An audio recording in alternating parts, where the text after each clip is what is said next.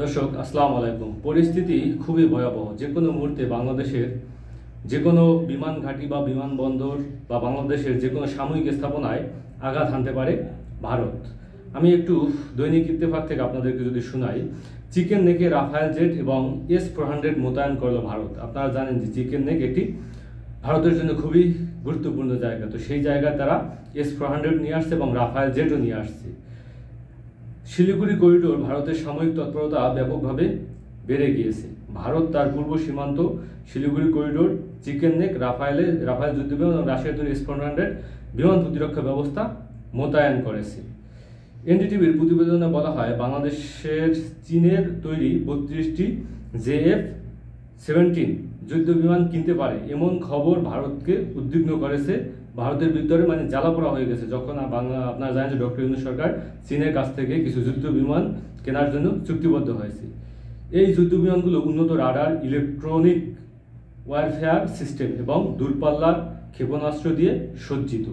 যদি এগুলো উত্তর বাংলাদেশের ঘাঁটিতে মোতায়েন করা হয় তাহলে তা ভারতীয় সীমান্ত ও গুরুত্বপূর্ণ সামরিক স্থাপনাগুলোর জন্য হুমকি হতে পারে বলে মনে করেছে ভারত। এখন বুঝতে পারছেন যে মূল আসলে কাহিনীটা কোন জায়গায়। আমি জানি না যে আসলে বাংলাদেশের যে অভ্যন্তরীণ রাজনৈতিক কোন্দল কি এখান থেকেই সৃষ্টি, ডক্টর ইউনূসকে কি সরাতেই হবে?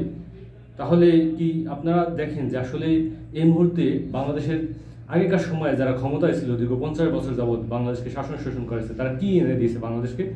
এখন এই মুহূর্তে যদি ভারত থেকে এই যে আপনার যে রাফায়েল তারা মোতায়েন করে রেখেছে, এবং শুধু একটি দুইটি রাফায়েল না, আপনারা জানেন যে ভারত 36টি রাফায়েল কিনেছিল। এখন সম্ভবত পাকিস্তানের সাথে যুদ্ধ করে যদি 3-4টি হারায়, তারপর 32টি রাফায়েল তাদের আছে। এই 32টি রাফায়েল কিন্তু সবসময় পাকিস্তান এবং চায়নার সীমান্তে তারা ঠিক করে রাখে। তো সেই জায়গায় সেখান থেকে তুলে নিয়ে তারপর বাংলাদেশ সীমান্তে 18টি রাফায়েল নিয়ে আসছে। আপনি কল্পনা করেন 18টি রাফায়েল বাংলাদেশ সীমান্তে তারা নিয়ে আসছে এবং S-400 সহ। তো এখন আমাদের কি করণীয়? এই রাফায়েল যদি বাংলাদেশের যে কোনো জায়গায় আইসা হামলা করিয়া তারপর চলে যায়, আমরা কি রাফায়েলকে ট্যাকেল করতে পারবো? রাফায়েলকে প্রভাবিত করতে পারবো? মোটেই পারবো না। আমরা শুধু চেয়ে চেয়ে দেখবো, আমাদের কিছুই করার নাই, আমাদের কিছুই নাই। কারণ কি, এমনকি যদি কিছু করতেও যাই, আপনারা মনে করেন কুর্মিটোলা বিমানবন্দর বা তেজগাঁও বা যে কোনো উত্তরাঞ্চলের যে কোনো বিমানবন্দর থেকে বা বিমান ঘাঁটি থেকে যদি রাফায়েলকে আটকানোর চেষ্টা করে বাংলাদেশে ঢোকার পর, সেটা কিন্তু আটকাইতে পারবে না। কারণ তাদের S-400 মোতায়েন করে রেখেছে। এই S-400 আপনার সক্ষমতা হলো 500 কিলোমিটার, যেটা দিয়ে বাংলাদেশের মোটামুটি এক প্রকার বলা যায় সেই আপনার ঢাকা রেখেও তারপর একেবারে এই অঞ্চল পর্যন্ত একেবারে মোটামুটি বাংলাদেশের 3/2 অংশ ক্যাপচার করা সম্ভব সেই শিলিগুড়ি করিডোরে বসায়।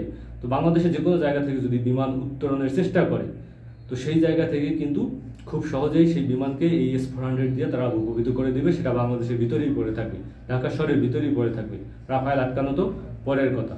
তো সেই জায়গা থেকে এখন যদি আমাদের একটা সেই BQ-9 বা 9BQ কি বলে ওটার নামে ভুলেও গেছি, যেগুলা দিয়ে ভারতের যে যুদ্ধ বিমানগুলো, যেগুলো এই রাফায়েল যেগুলো পাকিস্তান ভূপাতিত করেছে, সেরকমের যদি একটা আকাশ প্রতিরক্ষা যদি থাকতো আমাদের কাছে, তাহলে কিন্তু সেটা সেই ভয়ে কিন্তু রাফায়েল কখনোই বাংলাদেশে ঢোকার সাহস পাইতো না বা চান্স পাইতো না।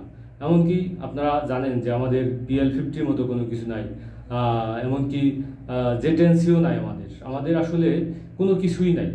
তো সেই জায়গা থেকে এখন ডক্টর ইউনূস কিছু পদক্ষেপ নিয়েছেন। ইতিমধ্যে আপনারা দেখেছেন যে আশিক চৌধুরী তিনি আপনার তুরস্কে গিয়েছেন, তুরস্কে একটি অস্ত্রাগার ভ্রমণ করেছেন এবং তাদেরকে বলেছেন যে তোমরা আসো বাংলাদেশে, এসে তারপর একটা অস্ত্রের ফ্যাক্টরি করো, একটা অস্ত্রের কারখানা করো, সেখান থেকে অস্ত্র উৎপাদন করো, এমনকি আমরাও অস্ত্র পাই, আমরাও সেই অস্ত্র বিদেশে রপ্তানি করি। পাকিস্তানের সাথে কথা হয়েছে, চায়নার সাথে অলরেডি চুক্তি হয়ে গেছে। এখন এই মুহূর্তে ডক্টর ইউনূস সরকারের উচিত বিশেষ করে সেই যে যেই অস্ত্র দেওয়া যে 9BQ বা BQ-9, আমি নামটা আসলে সঠিকভাবে ভুলে গেছি, সরি। তো সেই জিনিসটা আমাদের এখন আকাশ প্রতিরক্ষার জন্য খুব জরুরি দরকার। সেটা যদি আমরা আনতে পারি তাহলে ভারতকে শিক্ষা দেওয়া যাবে অথবা ভারতের মুখোমুখি দাঁড় করানো যাবে। কারণ ভারত কখনোই চায় না আমরা স্বয়ংসম্পূর্ণ হই।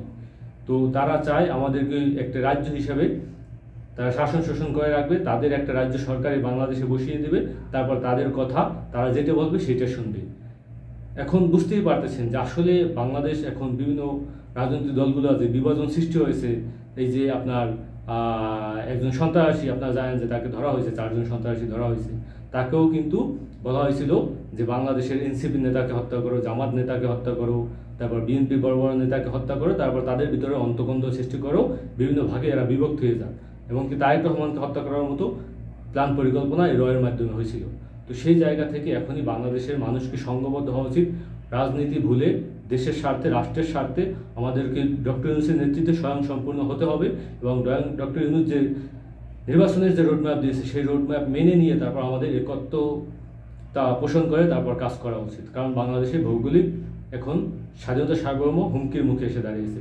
যে কোনোভাবে যদি তারা বাংলাদেশের কোনো একটা 1 ইঞ্চি মাটিতে যদি হামলা করে, সেটা কিন্তু আমাদের শক্ত হাতে প্রতিহত করতে হবে। এবং সেখানে যদি পাকিস্তান, চায়না, তুরস্কের সাহায্য সহযোগিতা, এমনকি ইরানেরও সাহায্য সহযোগিতা, আফগানিস্তানেরও সাহায্য সহযোগিতা নেওয়ার দরকার, আমরা অবশ্যই নিব এবং আমরা নিতে প্রস্তুত।